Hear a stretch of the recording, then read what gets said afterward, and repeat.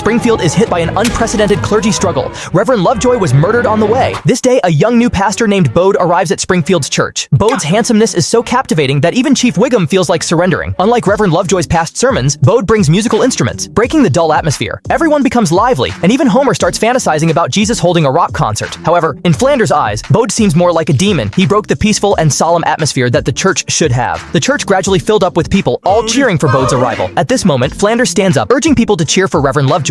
Stupid Flanders! Like a wall falling and everyone pushing, the crowd, enchanted by the new pastor, decides to oust Reverend Lovejoy. Reverend Lovejoy hands over the cross of faith and stops his service. Angry, Reverend Lovejoy tries to dig up dirt on Bode online. He immediately decides to set off for Michigan. Eager for revenge, Reverend Lovejoy quickly finds Bode's scandals. He goes to the place where Bode was once fired. After communicating with the local pastor and bishop, Reverend Lovejoy obtains documents about Bode. Bent on vengeance, Reverend Lovejoy speeds back to expose Bode's misdeeds. But his impatience gets the better of him. He honks his horn furiously, provoking the driver ahead. Meanwhile, Flanders, with pure faith, disapproves of Bode. They have a heated argument in the church. Unwilling to concede, Flanders immediately calls Bode to his home for a Bible debate showdown. In the intense confrontation, Flanders is thoroughly defeated. The next day, during Bode's sermon, Reverend Lovejoy, with injured hands, suddenly bursts in, accusing Bode of being a heretic. He claims Bode was radicalized by people in Michigan because he burned a Bible.